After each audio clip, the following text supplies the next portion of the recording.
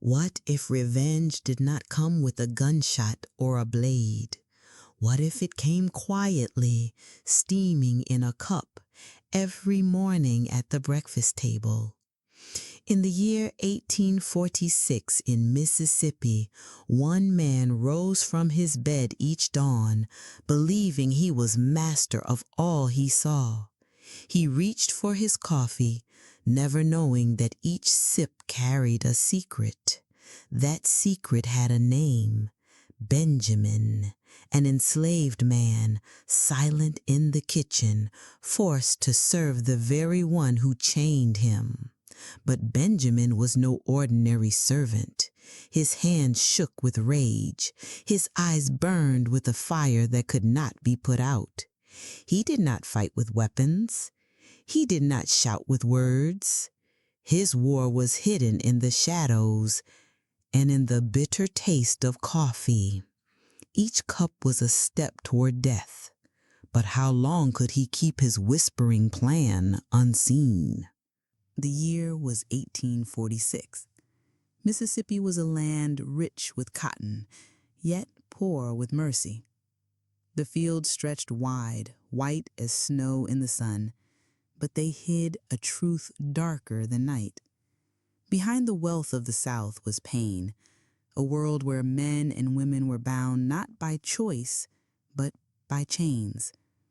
On one such plantation stood a house.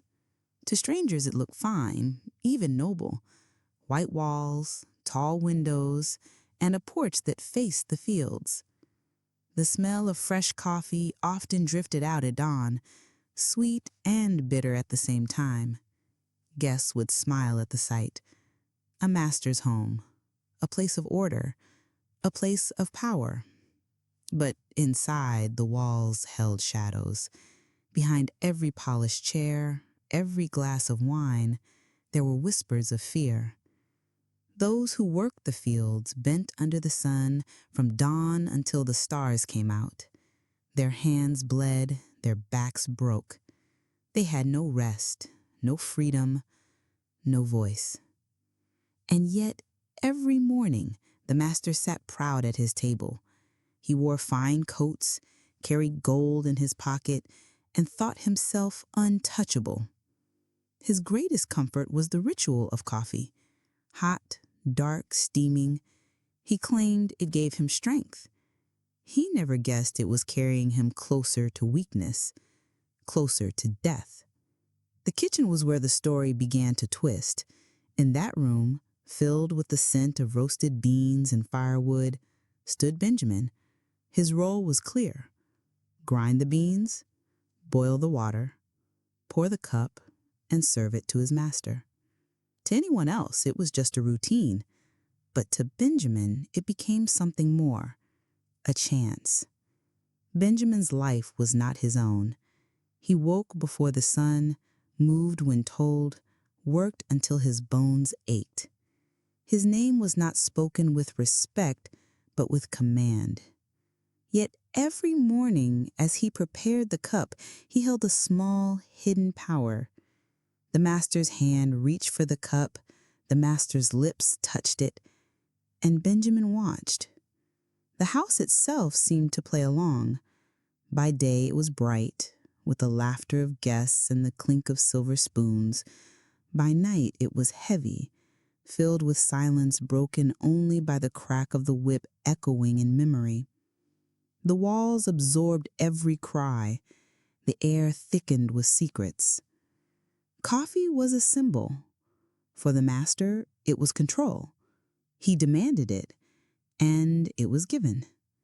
For Benjamin, it became rebellion. He gave it, but not as expected.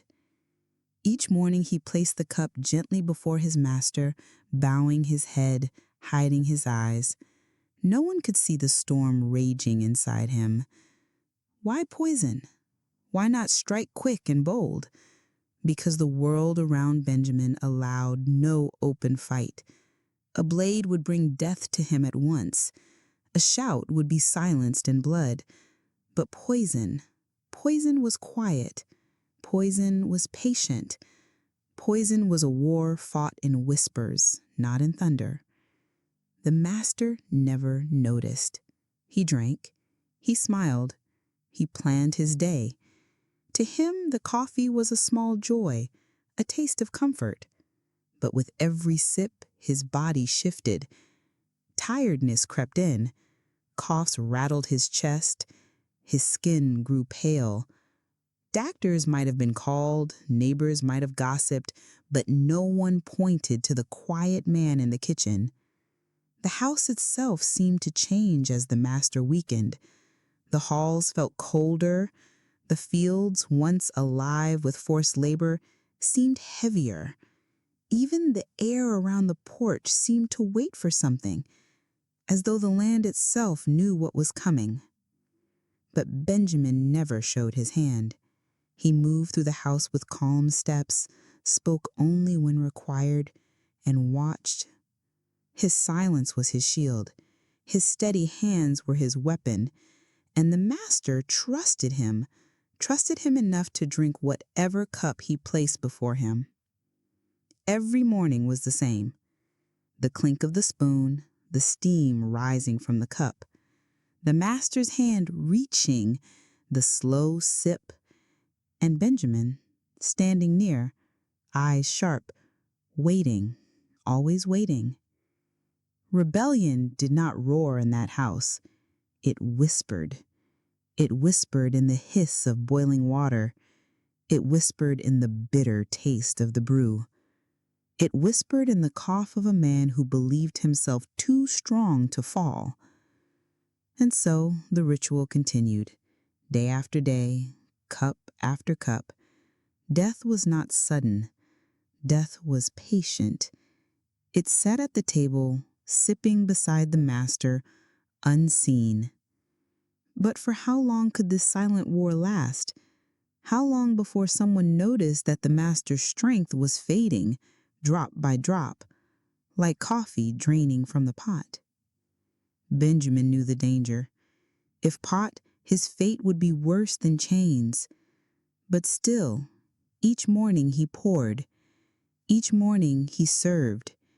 Each morning he dared fate itself. Until one day, the ritual broke. Benjamin was born into chains. His first breath was not his own. He never saw freedom, never felt the right to walk where he wished. From the first day of his life, he belonged to another man. The plantation was his world, a world where fields stretched wide but fences closed in, a world where the crack of the whip could split the silence of night. He learned early that silence was safer than words. He learned to bow his head, keep his eyes low, and move when ordered. But silence does not kill the fire inside a man. It only hides it. And in Benjamin, that fire burned hotter each year. He worked in the kitchen. Some would say that was better than the fields, where the sun cut down lives before their time. But the kitchen was no gift. It was a cage, just with different walls. He served food he could not eat. He poured wine he could not taste. He prepared coffee for a man who treated him like dirt. Every sound in that kitchen was heavy. The scrape of knives, the clatter of pots, the hiss of boiling water. To Benjamin, they became more than tools. They were reminders that his labor filled another man's belly while his own hunger was never fed. The master trusted him. That was the cruelest part. The master thought Benjamin loyal, too broken to rise, too weak to fight. He spoke to him as if he were a chair or a shadow, useful but never human. Yet Benjamin watched. He studied. He learned the master's habits as carefully as a hunter learns his prey. He knew when the man woke. He knew when he sat to eat. He knew how he liked his coffee, strong, dark, with a spoon of sugar. And he knew the master's weakness, trust. Trust in the routine. Trust in the cup. Trust that the servant would always serve. But Benjamin carried rage in his bones. He had seen friends dragged to the fields and never return. He had heard mothers scream as children were sold away. He had felt the weight of chains bite into his own skin. He had no blade, no gun, no army. But he had patience, and he had poison. Each morning he crushed it fine, hidden among the beans. Each morning he stirred it into the steaming liquid. Each morning he set the cup down with steady hands. His heart did not pound. His breath did not shake. He had trained himself to look calm, to move slow, to be nothing more than a shadow. And the master drank. The first days, nothing. A cough, perhaps. A tired look. Then more. A weakness in the hands. A tremor in the voice. Doctors called it illness, maybe the weather, maybe fate. They prescribed rest, herbs, even prayers. None of them looked to the kitchen. None of them saw Benjamin. And Benjamin watched. Each sip was a victory. Each cough was justice. But victory did not taste sweet. It was bitter, sharp as the coffee itself. For he knew the risk. If caught, the master's wrath would be swift. He would not only die, he would suffer. But the fire in his chest pushed him on. Each morning he made the choice again. Each morning he asked himself, is this the day I stop? Each morning the answer was no.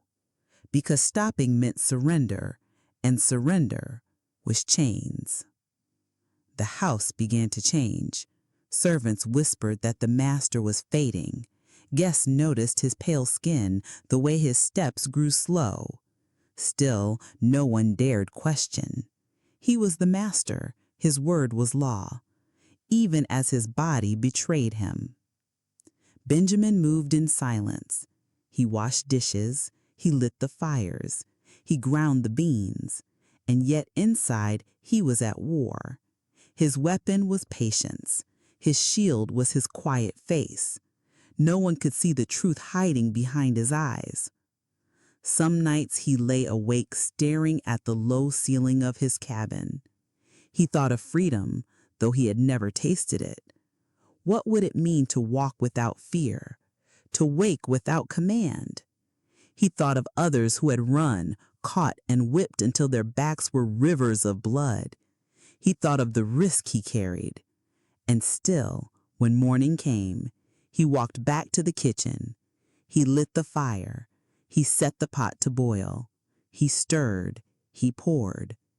The master's life drained as steady as the liquid in the cup. But Benjamin's heart grew heavier too. Each day was a question. Was he saving himself or damning his soul? He did not know. He only knew he could not stop. The poison was his voice. The coffee was his rebellion. The silence was his shield. And still the master trusted him. Still he drank. Still he smiled faintly at his servant, never knowing that death sat in his hands. Benjamin had become a shadow in the kitchen, a shadow at the table, a shadow that carried more power than the master ever guessed. But shadows do not stay hidden forever. Soon the whispers in the house would grow louder. Soon questions would rise. Soon someone would wonder why a man of power was wasting away while his servant stood steady, silent, and sharp-eyed. And when that day came, would Benjamin's shadow still protect him, or would it turn into the gallows rope that waited for him outside? Morning came like it always did. The rooster crowed, the mist hung low over the cotton fields, the house stirred awake, creaking with the weight of another day. But in the kitchen, something darker was alive. The hiss of the kettle, the grind of the beans, the scrape of the spoon. These were no longer just sounds of labor. To Benjamin, they were the drumbeat of war. He moved with care, his hands slow, his breath steady, the powder hidden, fine and bitter, a secret that would never be spoken. He poured the hot water. Steam curled into the air, soft as ghostly fingers. He stirred the cup. The liquid swirled, dark as midnight, smooth as silence. Then, with the smallest of motions, he let the poison fall. It vanished at once, swallowed by the black drink.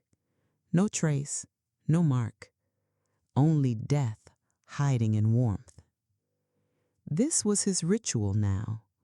Not just service, not just labor, but rebellion. Every morning he asked himself if today would be the last. Every morning he chose again.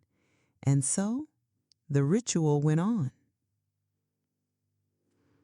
The master never knew. He sat at the head of the table, proud, smug, his face lit by the glow of wealth. He reached out his hand. The cup was set before him. He lifted it, breathed in the scent, and drank. Benjamin stood nearby, eyes down, face still, heart locked in silence. He did not look long, but he listened. The swallow, the sigh, the faint cough, the slow decline that no doctor could cure. The poison worked like a shadow. It did not strike quick. It crept. It lingered. It stole strength drop by drop, as steady as time itself. At first the master noticed little. A heaviness in the bones, a weariness in the chest, but he brushed it aside. He was a man of power after all. Masters did not grow weak. Masters did not bend. But the truth bent him anyway. By the third week, the cough deepened. By the fourth, the nights grew restless. He sweated in his bed, yet shivered with cold. His skin grew pale, lips dry, eyes sunken. Still, every morning he demanded his cup, and every morning Benjamin gave it. The other servants began to whisper. They saw their master's slow decline. Some said it was God's hand. Others said it was a curse. None guessed the truth. None saw Benjamin's quiet war. And so the ritual deepened. The kitchen became a stage. The fire crackled like applause. The steam rose like smoke from a secret altar. The poison dropped like prayer.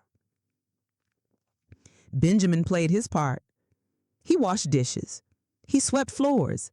He bowed when spoken to. But inside, his soul sharpened like a blade. Each morning was victory. Each sip was revenge. Still, fear never left him.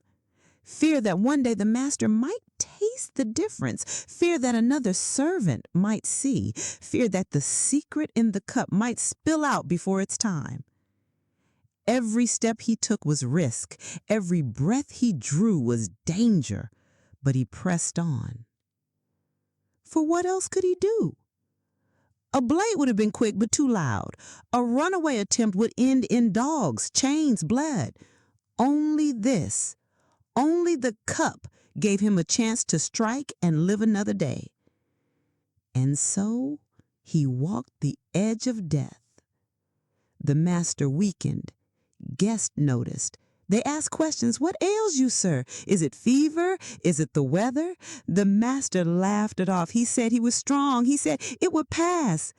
But his body told another story. He grew too weak to ride his horse, too tired to walk the fields. His voice lost his power. His hand shook when he tried to sign his name. Yet still he drank. And Benjamin watched. The poison was his only voice. The steam was his only shield. The ritual, his only path to freedom, even if freedom came not in open fields, but in the fall of a master. The days blurred together, morning after morning, cup after cup, sip after sip, each one a step closer, and the master did not know. But shadows do not stay silent forever. Suspicion always waits, patient as death itself. Already the whispers in the house grew louder. Some said the master was cursed. Others said spirits had taken him. Others spoke of betrayal. Soon eyes would turn toward the kitchen. Soon hands would point at the one who stood nearest to the cup. Benjamin knew it. He felt it. Every time he stirred the spoon, he felt the weight of risk pressing down. But he did not stop. He could not stop, because vengeance once started cannot be unmade. And so he poured, and so the master drank, and so death kept walking closer, step by step, sip by sip, until one morning. The master was not the same man anymore. Once he walked tall through his fields, his boots crushing the earth with pride. Once his voice rolled across the porch like thunder, sharp and commanding. Once he was feared. But now he coughed when he tried to speak. His boots dragged in the dust. His hands shook when he reached for his cane. His skin was pale, like wax left too long in the sun. The decline came slow, like wood eaten by termites, like a candle burning down drip by drip. No one saw it at first, but soon the change could not be hidden. The neighbors noticed. They whispered when they visited. His friends shook their heads. The doctor came more often. He brought powders, teas, and tonics. Nothing worked. The house, once alive with pride, grew heavy with gloom. Curtains stayed drawn. The halls echoed with coughing fits that lasted deep into the night. Servants carried water, towels, and bowls, yet could not ease the sickness. And still, each morning, the master called for his coffee. Benjamin brought it, as always, his hands steady, his eyes calm, his silence deep. The master lifted the cup, even as his fingers trembled. He drank, though it burned his throat. He sighed, though it drained his strength. He sipped the very thing that pulled him closer to the grave. To the others, it was illness. To Benjamin, it was justice. The poison did not shout. It whispered. It spread slow like rot in a tree. It hollowed him out until only a shell remained. Weeks passed. The master no longer walked his fields. He sat in his chair staring out at the cotton, his breath shallow, his face pale. The sight of him no longer struck fear. Even the enslaved workers, who once lowered their eyes at his presence, now glanced at him with curiosity and perhaps with quiet hope. The plantation itself seemed to wither. The fields looked gray, though the cotton still bloomed. The air felt heavy, thick, as if the land itself carried a curse. The grand house, once shining white, seemed darker each day. Paint peeled, wood creaked, shadows stretched long across the floorboards. It was as if the master's sickness spread into the walls, into the land, into the air itself. Benjamin felt it too. He moved through the house, silent as always, but he felt the weight of something unseen. The line between his secret war and the world around him grew thin. He wondered if others felt it. The cook whispered that the master's soul was marked. The field hand said the house was cursed. Some believed the devil had claimed him. Others said it was punishment from God.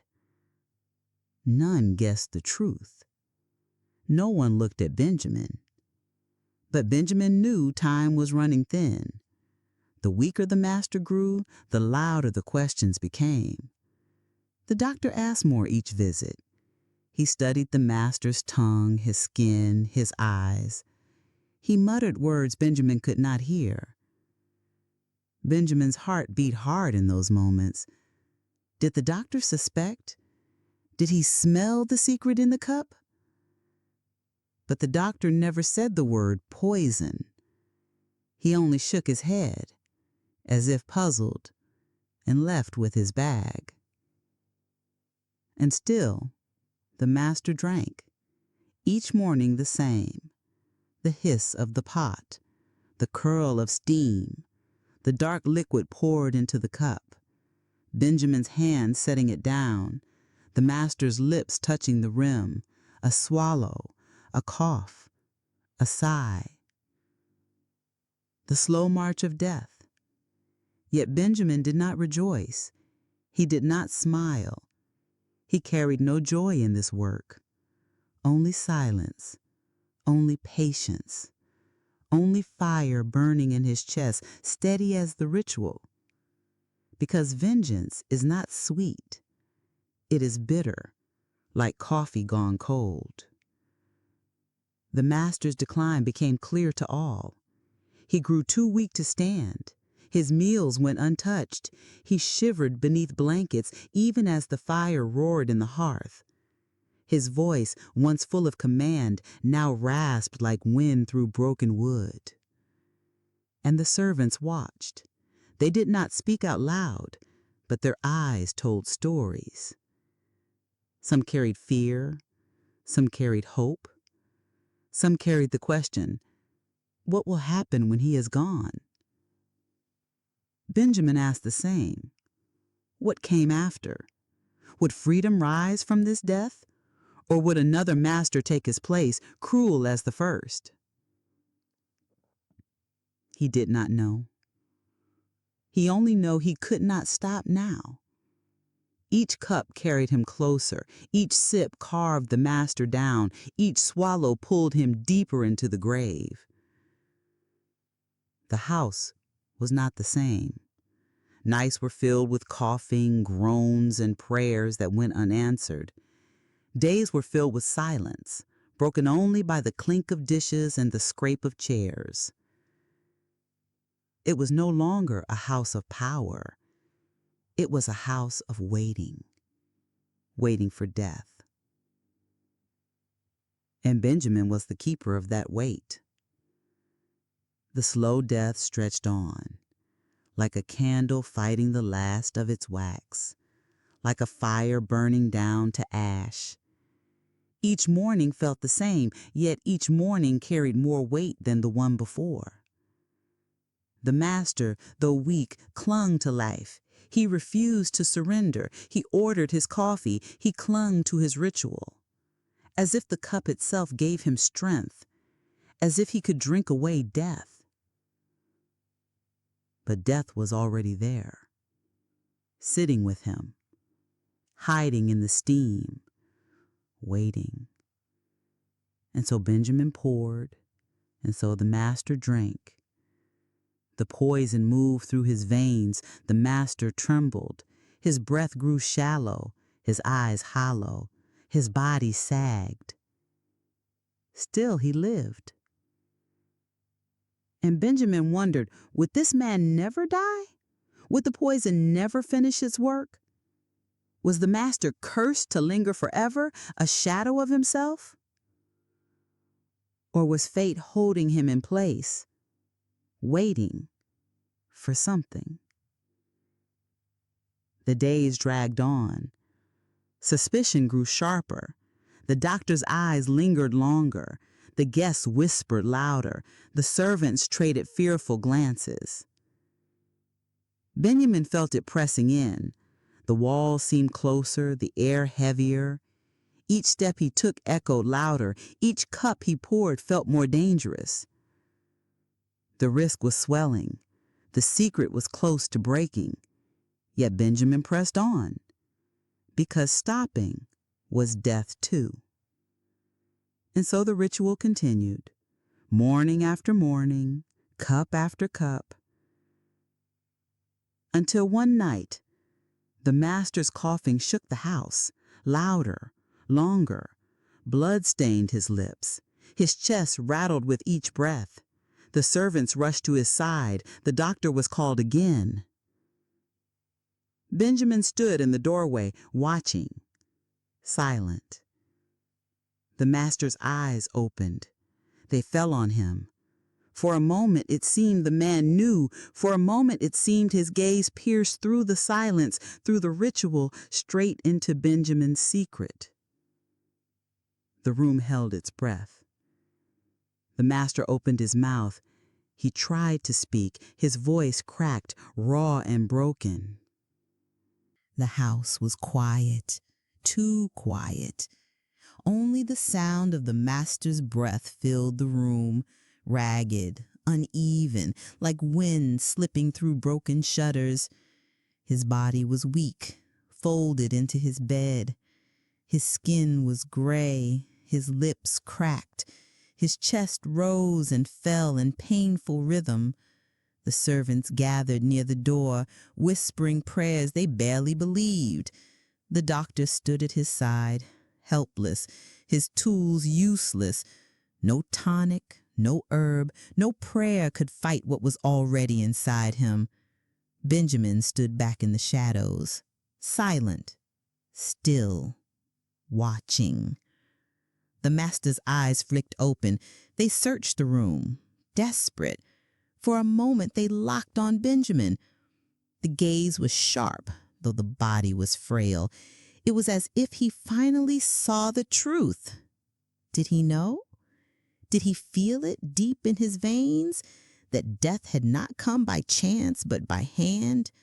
By the hand of the man standing silent in the corner? The master tried to speak. His lips moved. No sound came. Only a rasp. His hand lifted weakly, trembling. It pointed, not to the doctor, not to the servants, but toward Benjamin. The room froze. The air itself seemed to stop. The master gasped once, twice. His chest heaved. His hand fell. And then, silence. The master was gone. For a heartbeat, no one moved. The doctor bent low, pressed his ear to the chest, then slowly shook his head. The master of the house, the man who had lived on chains and cruelty, was dead. A wail broke out from the servants. Some cried with fear, some with habit, some with confusion. The doctor muttered about illness, about the mystery of the body. None spoke of poison. None dared. And Benjamin stood still. His face was calm, his hands steady. Inside, his heart pounded like a drum. The moment had come. The work was done.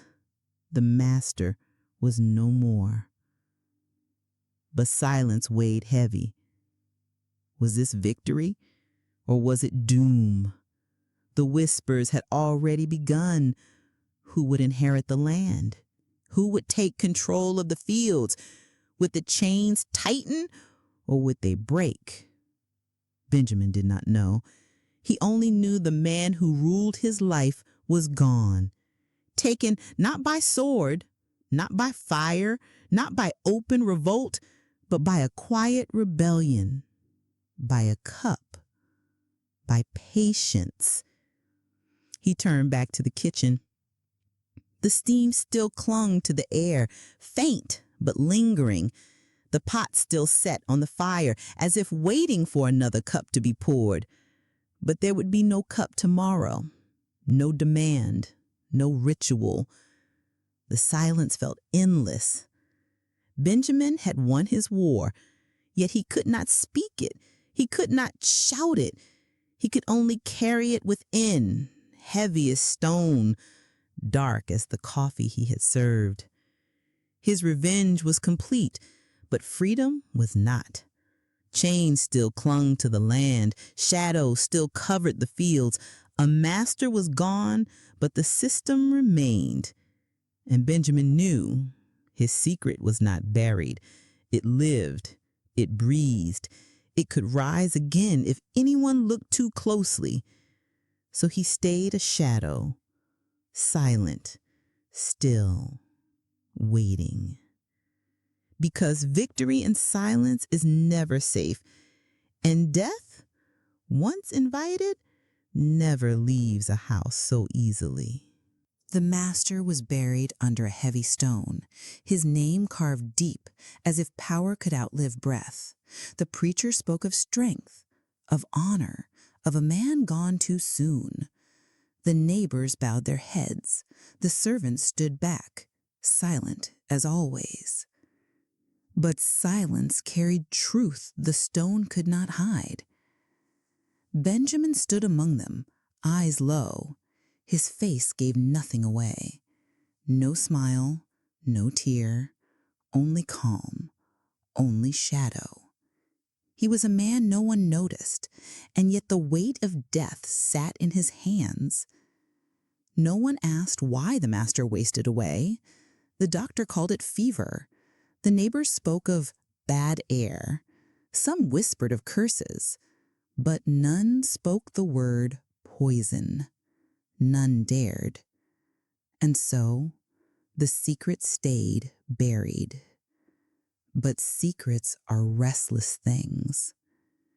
In the years to come, stories stirred. Some said the house was cursed from that day on.